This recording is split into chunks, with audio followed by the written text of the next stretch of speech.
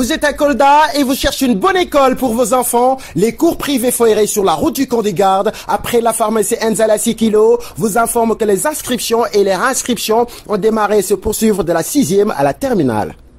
Après les très bons résultats obtenus au BFM et au baccalauréat, les cours privés Foiré présents dans le paysage scolaire coldois depuis 2013 garantissent à vos enfants une meilleure éducation. Pour plus d'informations, contactez M. Abdoulaye Dieng, directeur des cours privés Foiré au 77 764 68 04, 77 034 32 51 ou encore le surveillant général M. Babambalo, ex-surveillant Sem Hillel au 77 559 30 42. Les cours privés Foiré, confiez-nous vos enfants et nous leur garantissons un bon enseignement-apprentissage, le tout dans un cadre d'études. Cours privés Foiré rek, te jangale bala.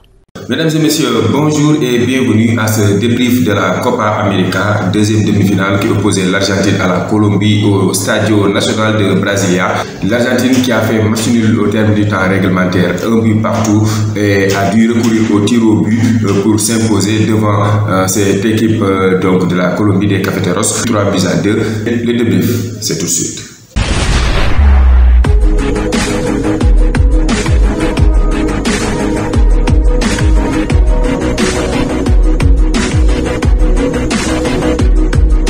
Voilà, je vous le disais tout à l'heure, c'est l'Argentine qui a eu le dernier ticket qualificatif de la Copa América en termes au terme d'un match âprement disputé. C'est l'Argentine qui sera en finale face à qui? Face au pays hôte, le Brésil.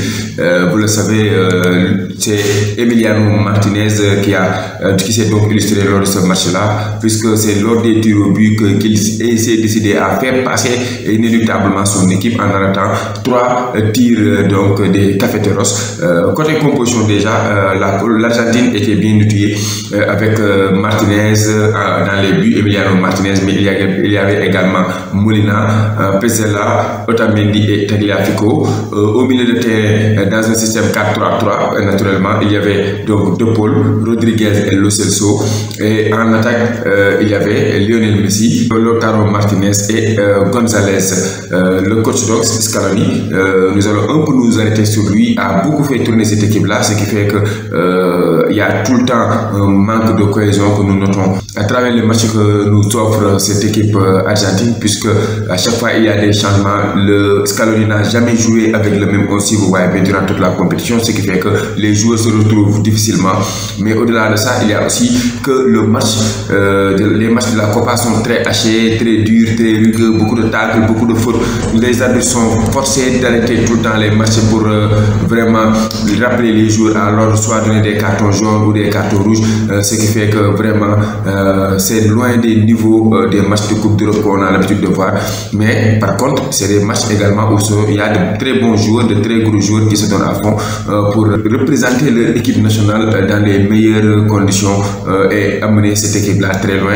Et l'équipe aussi, les Cafeteros de la Colombie, n'ont pas démérité dans cette rencontre-là, puisque menés à la 7e minute sur un but de Lautaro Martinez, ils vont se battre pour égaliser, arracher l'égalisation et même dominer cette équipe argentine. Il faut le dire, il y avait pas, c'est vrai qu'il n'y avait pas un écart très long dans la possession, mais c'est la Colombie qui a dominé les débats en fin de match. Certainement, il y avait la fatigue.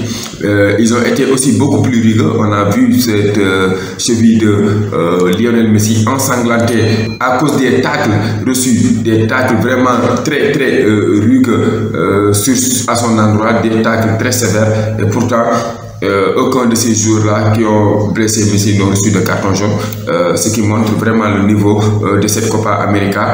Néanmoins, ce qu'il faut retenir, c'est qu'il y avait vraiment débat entre les deux équipes. La Colombie s'est battue à fond, a montré également qu'elle n'était pas dans cette compétition-là pour faire de la figuration, et ils l'ont montré, mais également c'est au terme des tirs au but que c'est décidé l'issue de la rencontre. Et lors de cet exercice, c'est naturellement un homme qui s'est illustré, Emiliano Martinez, qui a été un roc devant sa ligne impériale, arrêtant 3 tirs au but des Cafeteros, notamment celui de Yeremina, qui vraiment avait montré donc toute sa classe lors du match contre l'Uruguay, qui s'était également soldé par une séance de tir au but. Mais cette fois-ci, le gardien argentin a eu raison de Yeremina, mais également de ses partenaires.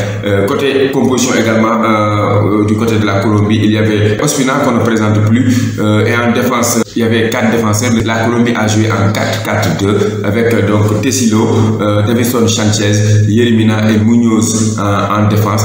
Au milieu de terrain, il y avait Diaz, il y avait Cuellar, il y avait Barrios et Cuadrado. Cuadrado également qui a porté cette équipe-là, qui a été vraiment présent, omniprésent partout, même s'il a raté les quarts de finale, il a été vraiment omniprésent dans cette demi-finale-là. Et en attaque, il y avait Zapata, l'attaquant de l'Atalanta, et Borré, donc qui l'a secondé en attaque. Ce qu'il donc faut retenir, c'est que l'Argentine va faire face au Brésil. Le Brésil qui a organisé, je l'ai dit dans une de mes vidéos précédentes, qui a organisé à 5 reprises la Copa América chez lui et qui l'a remporté à 5 reprises. Néanmoins, le Brésil également, c'est 9 trophées de Copa América.